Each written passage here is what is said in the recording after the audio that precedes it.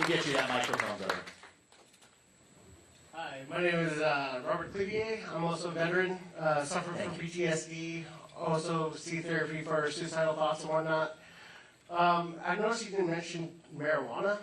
I have my marijuana green card here in Iowa to help me with my PTSD. It's actually helped quite a bit. What are your stances on marijuana? So I'm pro medical choice for veterans who suffer from PTSD. That's the short answer. But I was giving you ones where these are therapies that are even more controversial in some circles. I just think we have to think outside of traditional Republican orthodoxies when it comes to medical choice and freedom for protecting our veterans. And I want to, where did you serve? Taji, Iraq. Thank you for your service, man. What's your name? I go by Joe. Joe. Let's give Joe a proper thank you for your service, too. I appreciate that, Joe. I'm like first generation American. My mom came from the Philippines and whatnot, and I support you. But what I'm saying is, like, federally, like I said, I have my green card, but the VA won't cover it. It's really a sad story, and I just think one of the things we have in this country is we have an abandonment of the rule of law. So this is something that is a deeper topic where, do you think it's a coincidence that we see Daniel Penny in New York, who you may have forgotten, some of you may have forgotten his name from the news headline a few weeks ago, I'm helping financially support his legal defense, the guy who actually was himself a veteran as well, that had to do the job that police officers weren't doing, who's now being prosecuted in the subways, streets of New York for the crime that we're seeing in the subways. Do we see that at the same time that we see a crisis at our southern border, 14,000 illegal migrants coming per day, that we also see an FBI that protects someone by the last name of Biden, but if your last name is Trump, they're going to bring a full ton of bricks of prosecutorial power on you?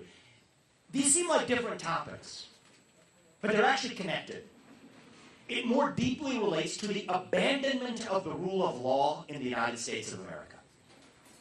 It's become part of our culture that we abandon the rule of law, actually. And so one of the things that I will restore as U.S. President is that we have one standard of the rule of law that applies to everybody. We don't let prosecutors choose willy-nilly when they feel like it, who they're going to go after. No. We're a nation of laws, not of men. That is who we are.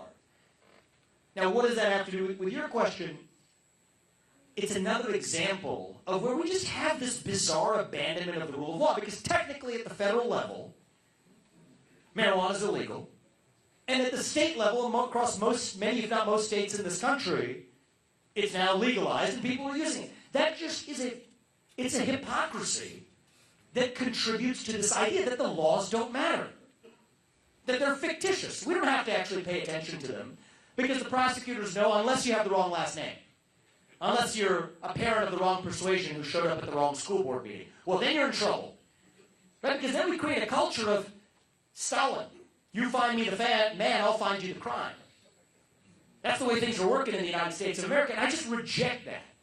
And so, given that that ship has already sailed at the state level and it's already going that way, I think it contributes to an abandonment of the rule of law to have this farce at the federal level to say we have millions of lawbreakers per day, but you can see them doing it on the street or on television or celebrities during a podcast. Then we're just going to laugh and like it's cute behavior, but then sometime, if somebody said the wrong thing and also did it, they get arrested. No. We have one standard of the rule of law that we will implement for all Americans. No man is above the law and no man is below the law. And that's the way I'm going to restore true justice, equal justice in the United States of America. Thank you for that, and thank you again for your service. I appreciate it. Thank you. We'll go to you, and then we'll come back.